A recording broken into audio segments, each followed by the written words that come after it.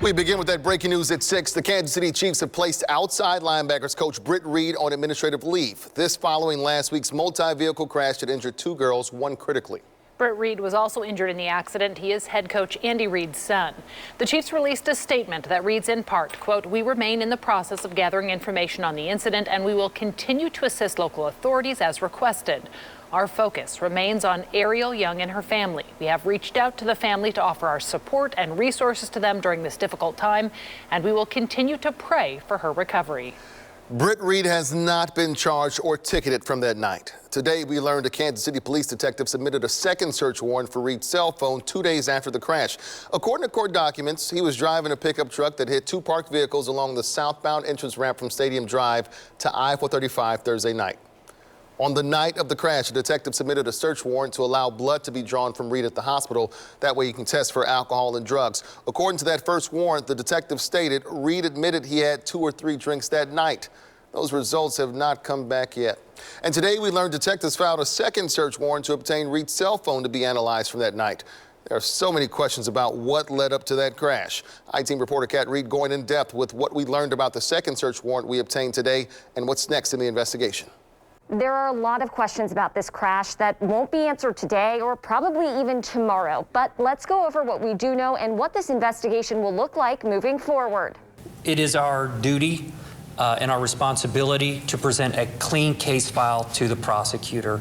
And we want justice for this little girl. At a news conference Tuesday, Kansas City police said they can't talk about the ongoing investigation, but court documents the I-Team obtained shed light on the process. On Saturday, a KCPD detective requested a search warrant for Britt Reid's cell phone. In the request, the detective wrote that after the crash, the mother of the little girl crawled from her car and says she saw Reid looking at the vehicles and talking on his cell phone. She told police she pleaded with him to call 911. It's unclear if he was already on the phone with a dispatcher. Records show a call to 911 from Reid's cell phone. In the warrant request, the detective says a forensic exam of Reid's cell phone is needed to determine if he was using his phone at the time of the crash and if it was used afterward to talk about the incident with other people. A judge approved the warrant and Reid's phone was seized on Saturday. Cell phone use isn't the only factor being investigated. As we first reported, a previous search warrant application shows Reid told a KCPD officer he'd had 2 to 3 drinks and that he takes Adderall by prescription. The KCPD officer wrote he could smell a moderate odor of alcoholic beverages and that Reid's eyes were bloodshot. A judge approved a request for a blood draw, but those results will take time, and so will the investigation. A KCPD sergeant spoke generally about how these kinds of crashes are handled. Typically, a reconstruction,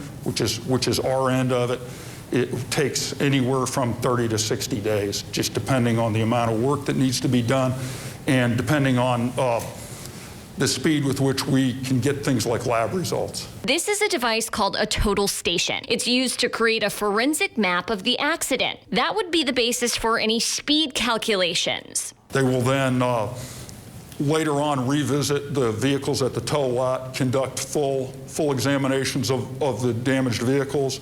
If there's any kind of download information to be obtained from the airbag or power modules of the vehicles, they'll handle that. Investigators will also review all of the video available from the scene.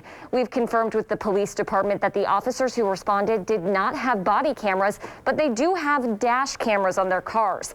It remains to be seen whether or not any conversations were captured in that footage. I'm I-Team reporter Kat Reed, 41 Action News. Thank you, Kat. Again, we want to be very clear. Britt Reid has not been charged or ticketed from that night. A Gofundme was set up for the injured 5-year-old girl's medical expenses. So far, more than 10,000 people have donated over $417,000. You can find all of this information on our website, kshb.com.